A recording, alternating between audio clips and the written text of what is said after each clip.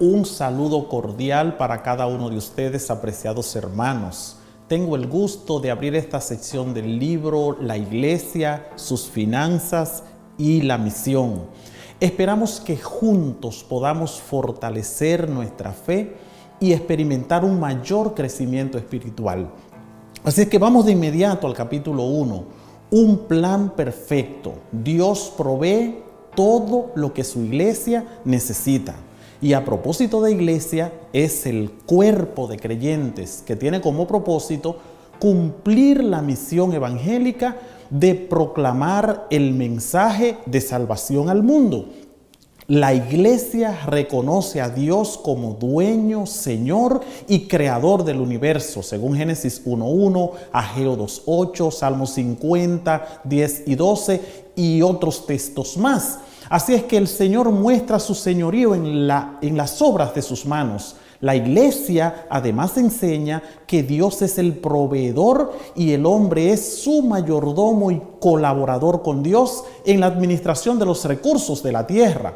Y dijo Jehová: He aquí os he dado toda planta que da semilla sobre toda la tierra y sobre todo árbol en que hay fruto y que da semilla os serán para comer. Génesis 1:29. Desde el principio, de manera generosa, Dios ha provisto todo lo que el hombre ha necesitado para su sustento y protección. Así que el compromiso del hombre es reconocer a Dios como propietario y en gratitud devolver sus diezmos y ofrendas y fidelidad. Además, por medio de sus agentes en la tierra, Dios provee para su iglesia.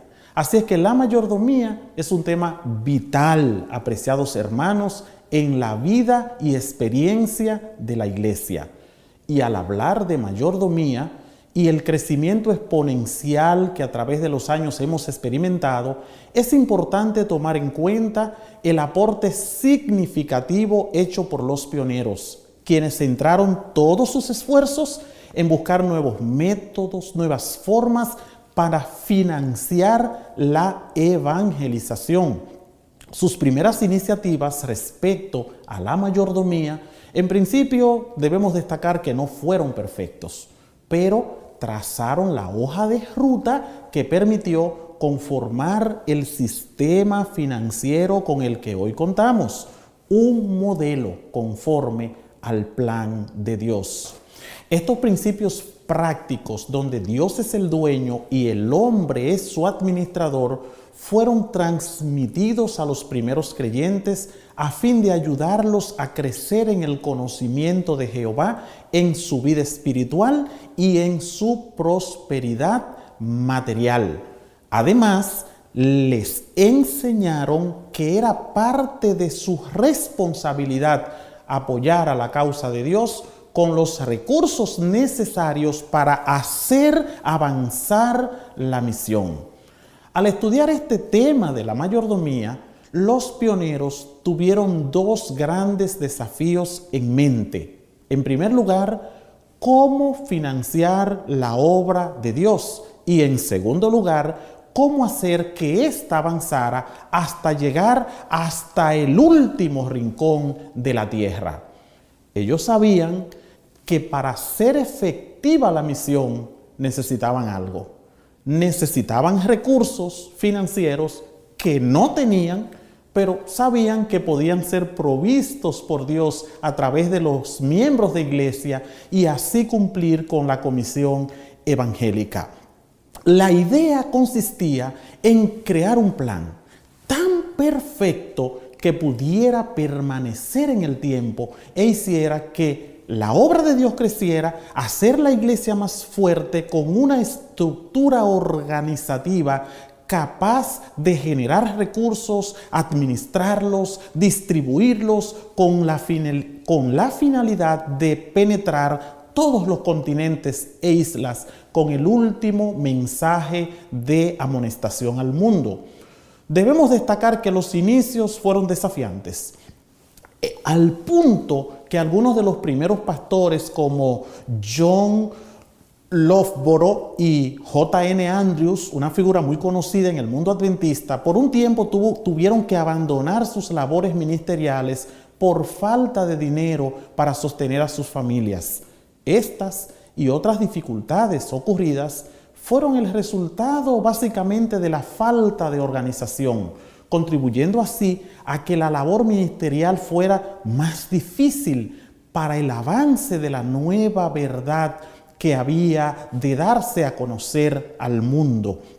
Fue la intervención de Elena de White la que trajo a esos ministros de nuevo de vuelta a su lugar de responsabilidad respecto a la organización que era necesaria hacer para que la obra de Dios avanzara. Ella escribió: a medida que nuestros miembros fueron aumentando, resultó evidente que sin una forma de organización habría gran confusión.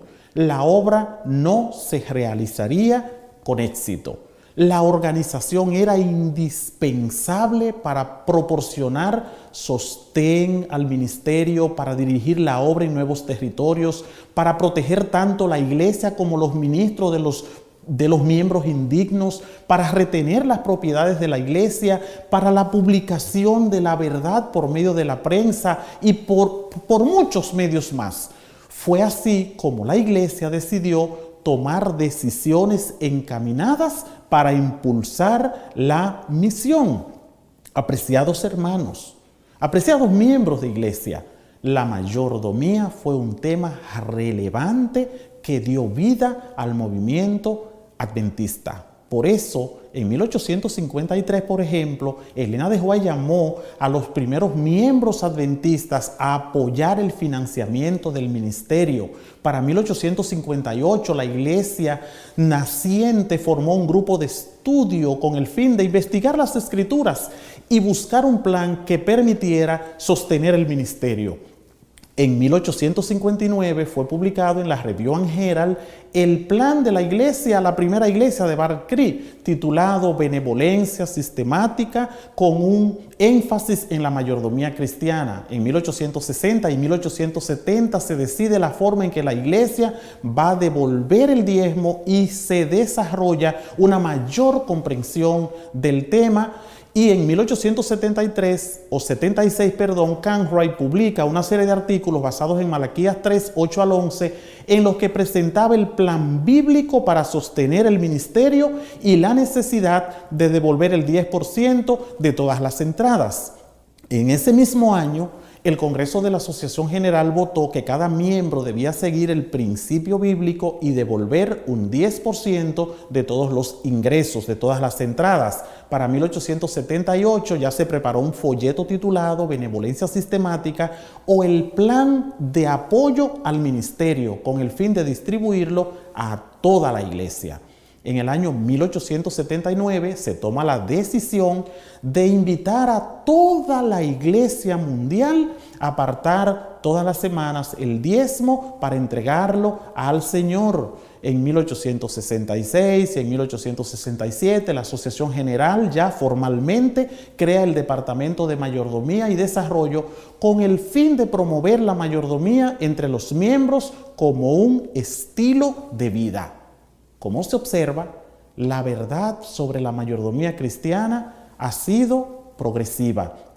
A través de los años, rayos de luz han sido derramados sobre la iglesia. Dios ha conducido este pueblo y lo seguirá conduciendo mientras nos preparamos para su retorno en gloria. Pero mientras ese tiempo llegue, necesitamos proclamar a un Cristo crucificado, resucitado y próximo a venir. La iglesia adventista ha sido establecida por Dios en esta tierra con un propósito especial y le proveerá lo que se necesita para cumplir la misión. Elena de White dijo: Dios tiene un pueblo distinto, una iglesia en la tierra que no es inferior a ningún otro pueblo, sino superior en capacidad de enseñar la verdad y vindicar la ley de Dios. Dios tiene agentes designados debidamente, hombres a quienes está guiando, que están cooperando con los instrumentos celestiales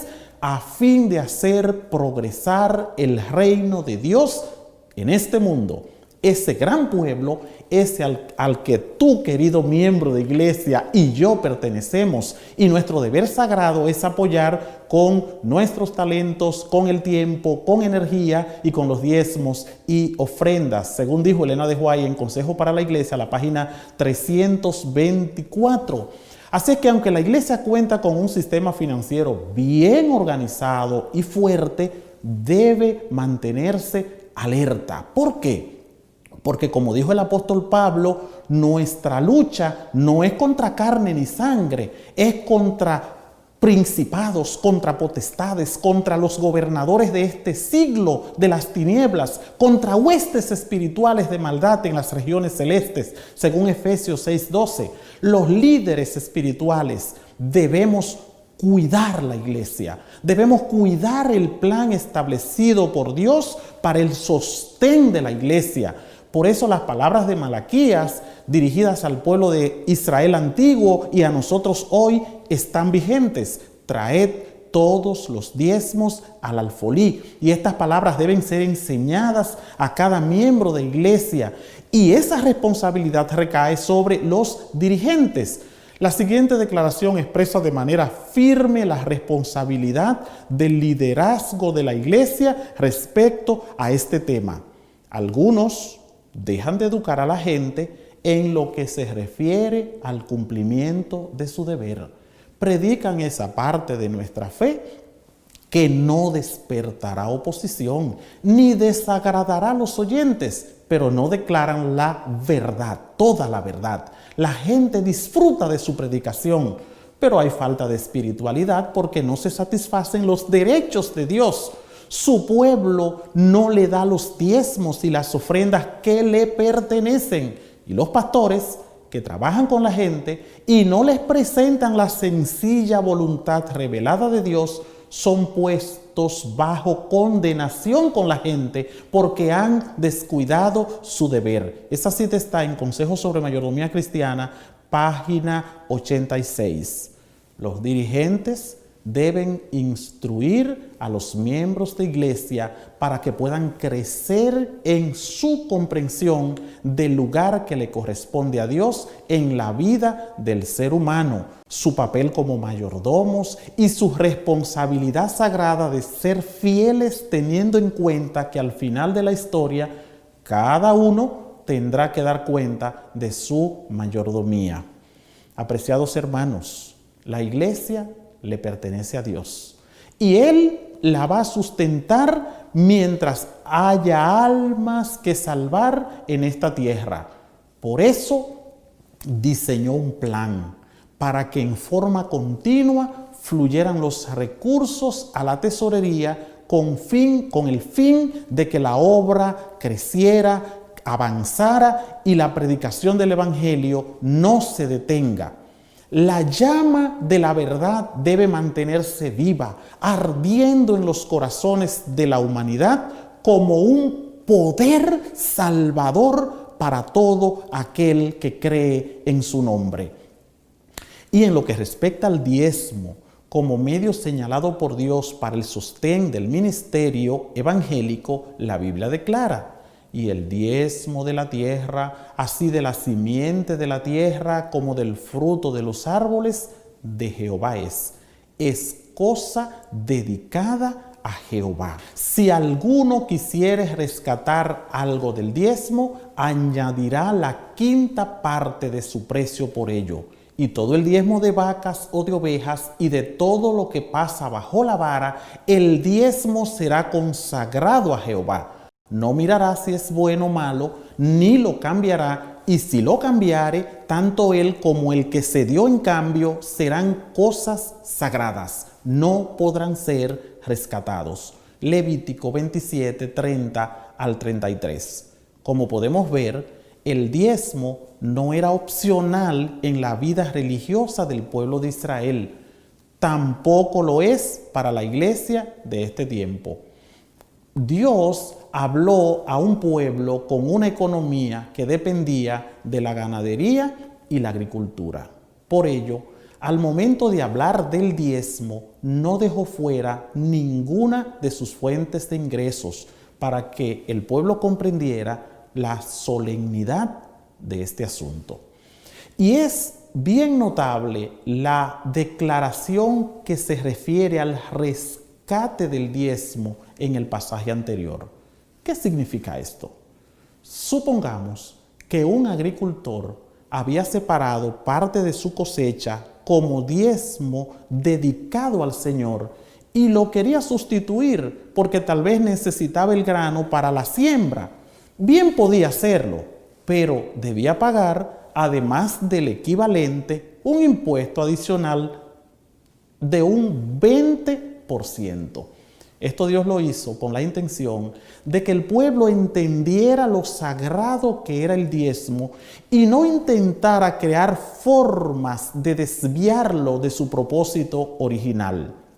Cabe destacar que los animales no podían ser rescatados. Cuando un ganadero tenía que entregar a Dios el diezmo de sus ovejas o terneros, encerraba todo el rebaño en un corral con una salida angosta donde solo podía salir un animalito a la vez.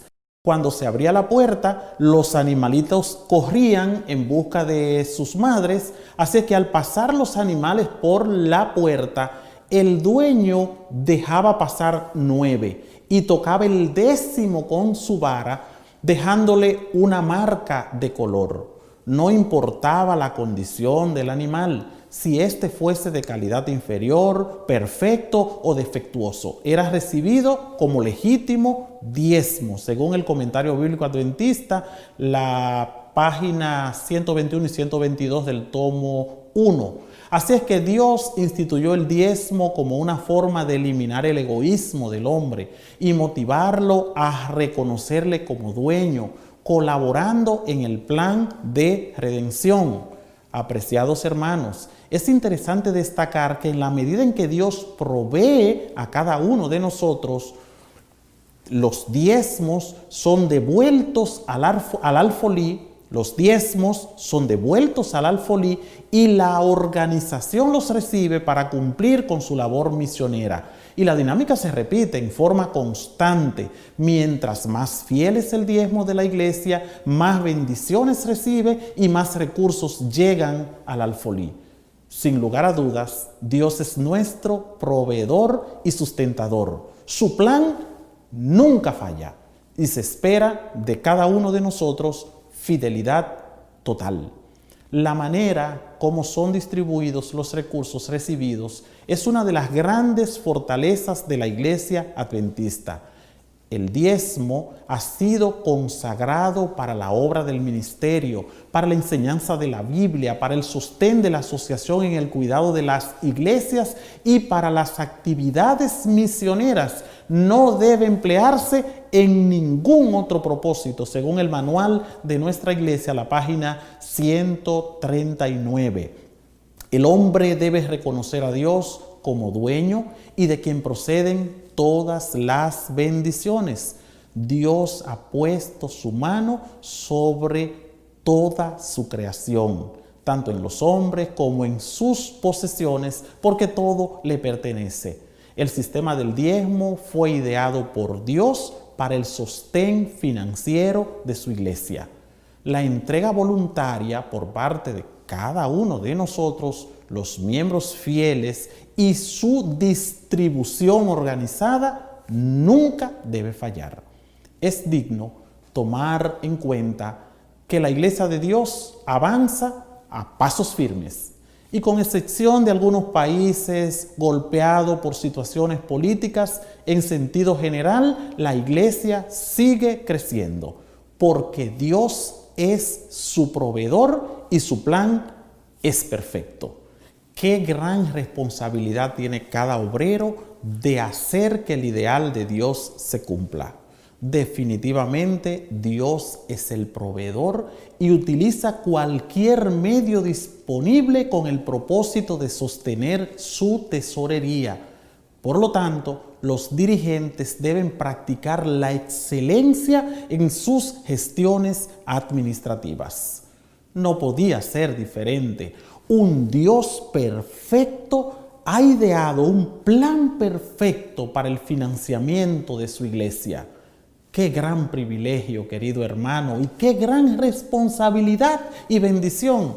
El Señor ha tenido un cuidado especial por su iglesia, a tal punto que se entregó a sí mismo por ella, según Efesios 5:25. Es por esta razón que la cuida como la niña de sus ojos. Salmo 17:8. De igual manera, qué compromiso y qué gran responsabilidad tiene cada uno de ser un colaborador con Dios en su bendita causa. Por lo tanto, se espera de cada administración, de cada administrador que ha sido bendecido con bienes materiales, que cada uno sea hallado fiel. Que Dios te bendiga en esta hora y que podamos hacer lo mejor como mayordomos del Señor para que la obra de Dios pueda seguir avanzando.